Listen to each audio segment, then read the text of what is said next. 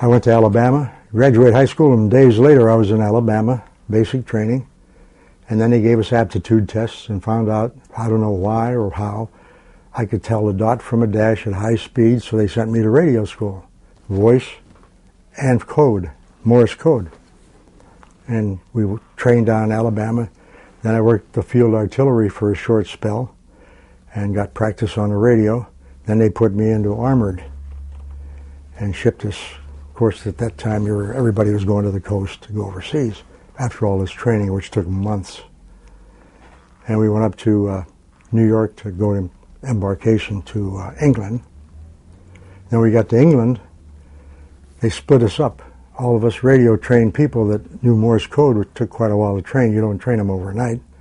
They split us up into different organizations, and all of a sudden I'm going into Omaha Beach after D-Day, long after D-Day.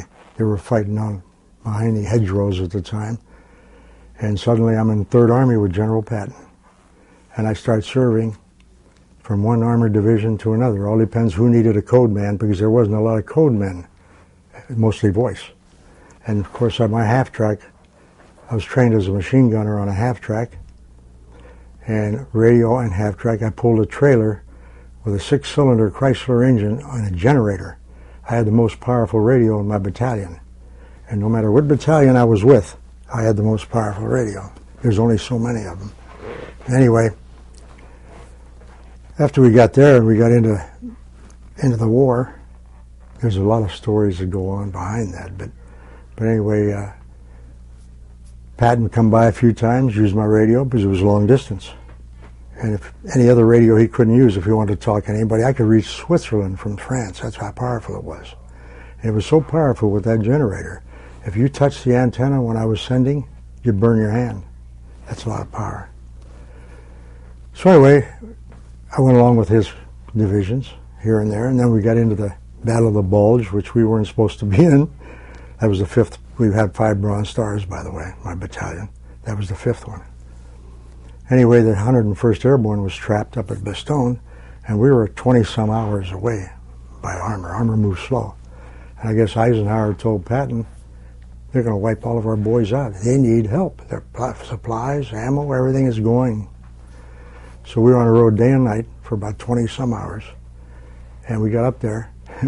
Imagine going up to the Battle of the Bulge when you got Germans on both sides of you. We had to cut a path through there, you know. And we managed to get them supplies and so forth, everything they needed. But there was a lot of casualties. In fact, the Battle of the Bulge, I belong to the group, alumni, what's left of it, is the largest land battle in the history of the nation and the largest losses. But they never expected him to break through, Hitler, to break through the Ardennes. That's the worst place he could have came through. They did that on purpose. They thought it was a safe area, you know. So that goes on and on. Anyway, there's a lot of experiences that are good and bad. For example, we took Buchenwald concentration camp, and Patton came right in with us. This is what I liked about General Patton. I seen him when bullets were flying. I'd never seen a general in a place like that. Or the combat engineers maybe couldn't get a bridge in across a river. If it's a wide river, you have to have a pontoon bridge to get armor across. Armor can't only go so deep, you know.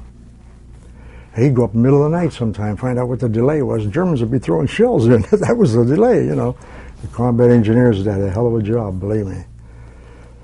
So anyway, we got into Buchenwald, and Patton come right in with us. And all these bodies are laying around. I got a couple of snapshots here. Bodies laying all over the place, and the smell you never believe. We had to stay there 48 hours, eat our K rations, among all that. You get used to it. It's terrible what you do. Anyway, then finally we were relieved to go back to combat. I was with the 4th Armored at the time, Armored Division. And Patton come right in, and he looked around, and he swore, always swore. He says, you see what these SOBs are? He meant the SS. He hated them, and they were cruel. Look at these bodies, he said. I don't want any prisoners for 2 weeks. And we didn't take any prisoners for 2 weeks. It's not, you don't see that in the newspapers, it's all, that's war. War is hell, you know. So they come down waving a flag, shoot at them. We did. I don't know who you hit and didn't hit. My gun was a .50 caliber. It was all long distance. So hit a few, it didn't hit a few. I didn't care, you know. But there's so many experiences that come and go. Then we did run across the Malmedy Massacre. There was about 80 to 100 GIs with their hands tied behind them. They were machine gunned. That's an atrocity. Patton did it again. No prisoners for 2 weeks. So you never heard about it back here. War is hell. You don't hear everything that goes on in a war. Yeah, so but there's a lot of experiences, good and bad, and then there were some good ones. We were going through France. They treated us, waved at us. Sometimes they hand you a bottle of wine, you know, like you see in the show, in the movies. It's true. You got to see that. George C. Scott learned his mannerisms. He was amazing. I thought he did a terrific job. But I liked Patton. I think a lot of people didn't like him, but he was crude and he swore, and he was a winner. That's the way it is, you know. So then we had to pull occupation duty. I only pulled it a short time because my battalion earned 5 Bronze Stars, and I got nicked in the Battle of Bulge. It was minor. I didn't even take the Purple Heart to not scare my mother. I asked him, I went to the back of the evacuation hospital. Quick patch up, couple stitches, a little piece came through here my hand, you know. I was on my half track, and 3 days later I was back on my half track, a little sling, you know. But anyway, they threw a big Purple Heart on my bed. Sergeant Jacola, yeah, threw the part on my bed. And then I just got word that my brother was shot down in the Pacific. And then days of communications were so slow. My mother was worried to death. God bless them mothers. They suffered. Anyway, my sis wrote me a letter, and I just got the letter before I got a minor hit. Be careful, take care of yourself. Joe was shot down. And we don't know where he's at. We don't know if he's alive or dead, and Mom's worried to death. And this happened right after that, see. So when he said something about the purple eyes, will you tell her it was a minor injury? I knew what he was going to say. Army procedure, wounded in action. I took the Purple Heart, I put it back. I said, no, I don't want it. What are you going to tell her now? He says, nothing. Good. I said, leave it that way. Because that's another thing. People don't realize what mothers go through when they got boys in combat. A knock at the door, strange car pulls up, scare the devil out of them, you know. And poor mothers, they suffered a lot. I always thought about that because we love Mom, you know. When my brother was picked up 8 hours later, and she didn't know it for 3 weeks. He was okay. Slight stomach problem, but he was okay. And she didn't know it for 3 weeks. That's why I wouldn't accept it. Well, anyway, years later, the building in St. Louis with our records burned down. You guys probably know about that. Well, years later, I applied for it. Although I didn't want no help. I didn't need no medical help. I've been healthy, very fortunate. Even used my hand, everything. So I didn't want anything. I just, but I'd like to have that Purple Heart. And so they back and forth letters and him and Han and whatever. I got a little ribbon to put with mine. I got in my car. I got my little words on a frame. I left them in the car. Anyway, there's a little ribbon there with a Purple Heart on it, and so I got that later. And I got a letter also, which I keep in a safe deposit box. If anything goes wrong, I need help, any medical help. That letter will put me in any hospital in the country that they have. So that's all I wanted. I don't want nothing off them, you know. Yeah, it's what's sad, what really hurts is when you first see any combat, and we were in and out of combat, and I was armored. I didn't have to dig foxholes. That's a tough job. Engineers and infantry, they had a hell of a job.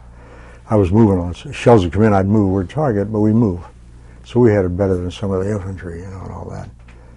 But, yeah, it's tough. And your first thing that really hurts is when you lose a close friend. That's their first, oh, that's terrible. Then after a few, you become numb or something. It doesn't bother you. You get tough, you know. Anybody say they weren't scared, they're lying, they're crazy. Everybody's scared, you know. But I liked, I don't know what it was. I guess Patton kept us going, and sometimes he said crazy things. I'll take that town if it takes 1,000, 2,000 dog tags sent back to the state. That means casualties. But he didn't really mean it. He had a heart. He had a heart. I always thought that. But he used my radio quite a few times. Yeah. Well, there was one incident there. I don't know if I should tell you this about the Red Cross. This is a true story. England and France. We hadn't seen a coffee or a donut, right? We're halfway across France. We're back in the rear, near the combat zone, not too far back, picking up supplies. This big truck pulls up. Coffee and donut, and they had a price tag on it. A big 6x6. They opened up the sides. 2 girls had it. Red Cross. And I had the strongest radio, remember? I had a price on a coffee, a price on a donut. We hadn't been paid in months. We didn't have no money. So all the guys start running over to me, Jake, get on your radio. I had the most powerful radio. So he would get Patton back at his headquarters, because he roamed around a lot. He wasn't back on his trailer very much, you know. So I got him. I wish that I kept that message. She sent the message. I told him, there's 2 women up here selling coffee and donuts. And sir, I said, you know we haven't been paid for a long time. He radioed right back. I was lucky he was there. He radioed a message right back and said, you 2 girls, give my men that coffee and donuts with no charge, or get that goddamn truck out of there right now. That's the way he talked. And I should have saved that message. Oh, boy. But that's one of the things that, it wasn't their fault, you know. They were told what to do. Patton didn't like politicians. He said a politician could never run a war, and I'll never listen to them. And you know, he was right. He was right. Look what you got today. Politicians, they can't run a war. You have to have seasoned officers in there to run a war. I don't know where they're going to get them. I mean, I don't have the answers. But he had the right idea. He wouldn't listen to anybody. He was the boss. You can't have a boss looking over your shoulder in politics that's never seen combat or anything. He was right. He was right, absolutely. That's why I like the guy. He had a lot of experience. In fact, he called Rommel, the German general, he called Rommel a genius. And Rommel called him a genius. And you know, both of them had something in common. They were both in World War I and as enlisted men, and they were both wounded. So they had something like a, you know, why take orders from somebody that's never been shot at? That's the way he was thinking was, but it works. I guess it works sometimes, you know. But it's a true story. Yeah. Yeah, he was all right. I liked him. A lot of people say he was crazy, like when he slapped that kid. He slapped 2 of them, I heard. He did that for a reason. He was hysterical. He was taking him out of that hysteria, you know. At least that's what I thought. But you're not supposed to do that. You had a temper. Oh, in a movie, they showed one part in the movie that the surgeon in a hospital didn't have a helmet on. Once in a while, he'd pull that on you, your uniform or your helmet, you know. He says, where's your helmet? He said, sir, I'm a surgeon. I can't wear a helmet and do all this work. I got to wear instruments. And he said, drill a hole in the helmet and put the instruments on. That's the way he was, you know. Sometimes he was foolish, but he was a smart man, very smart. And he had a general under him, by the way, let's see, Walker. Walton Walker from Texas. Real nice guy. He was a 2-star under Patton, Corps commander. And one time, we were in the hedgerows in France, and Walker was a little bit like Patton, out where generals don't go, and there was a tank battle up ahead. And we were sitting in between the hedgerows for protection. And the tanks, when they moved in, if they fired on it and they were moving and they hit a bump, the shell went over the target. Landed on the other side of the hedgerow, scared the hell out of us. We were all bailing out at the time. And I look up at the hedgerow, we're laying under the half-track, waiting for a tank to come at us. We didn't know what was coming, you know. Here's a little Walton Walker, a little chubby guy, running down toward us. He was ahead of us. I don't know why he got up there, checking out something, looking at something. He come running out with his pistol in his hand, and I says, get over here. I didn't know who he was. And he slid under the front of the half-track with us for cover in case something came, but nothing came. It was just a misfire, you know. He had the pistol in his hand. I says, General, if a Tiger tank comes down here, what are you going to do with that pistol? Because we had bazookas, a rocket. He looked at me and he said, good question, soldier. He put it away and he said, thanks for the cover, and he left. He was a hell of a nice guy. He's the guy that was in his office.